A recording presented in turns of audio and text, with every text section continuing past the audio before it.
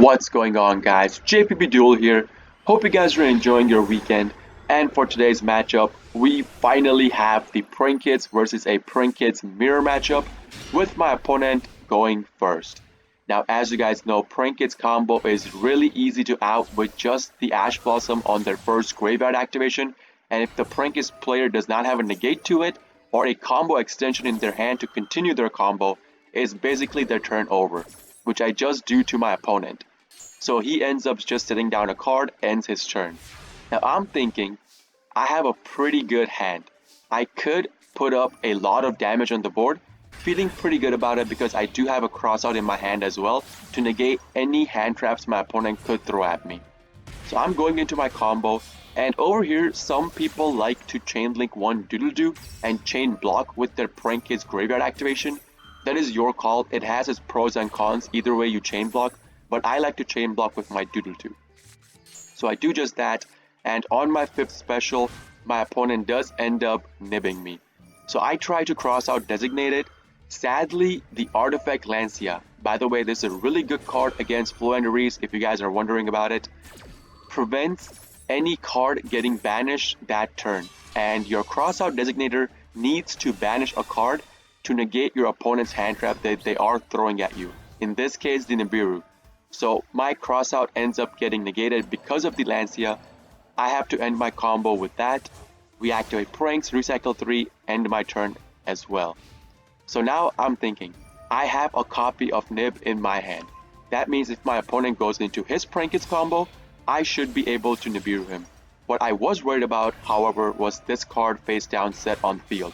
If the card turned out to be a crossout and my opponent turns out to be doing the same thing as me, running 2 copies of Nibiru, my own Nib will get negated.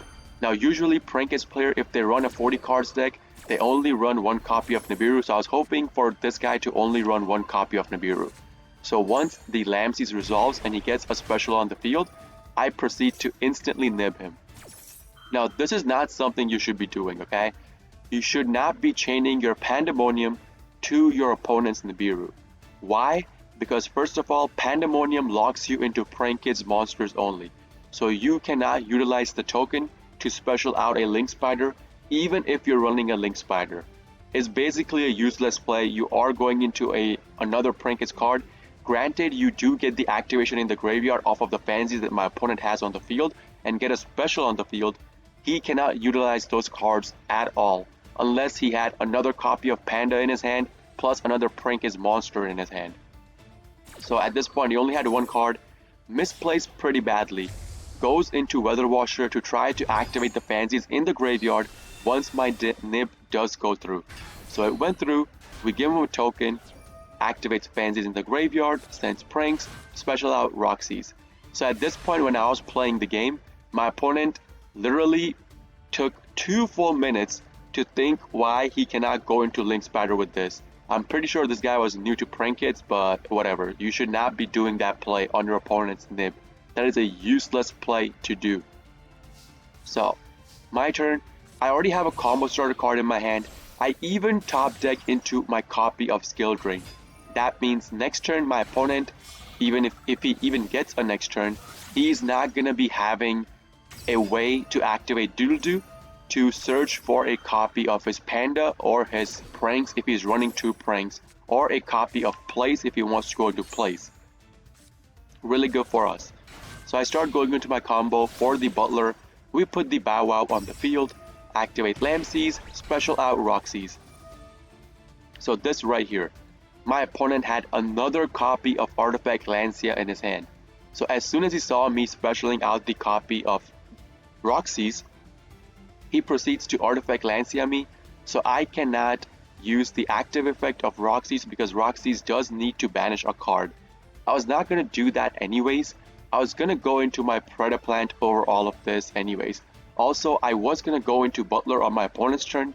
How? Because I had a Prankkids Place in my hand. I would have searched for a card for the Butler combo off of it, and then on my opponent's turn, obviously gone into my Butler play.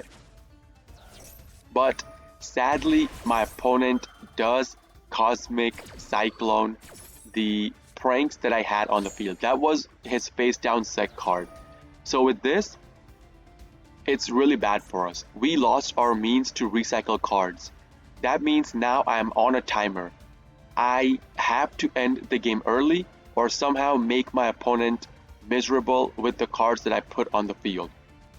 So I could not go into my butler with the Predator Plant. As you guys will see, I will use up the 2 cards on the field, the Nib plus the Roxy's, go into my Predator Plant.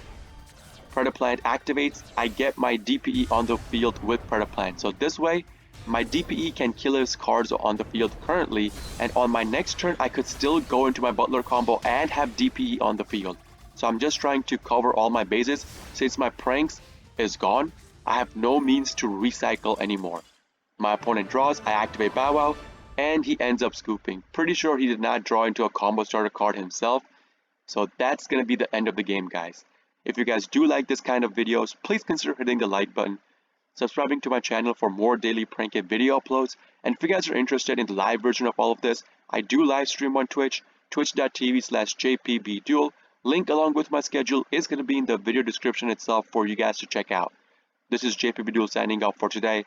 I'll see you all in the next video. Peace!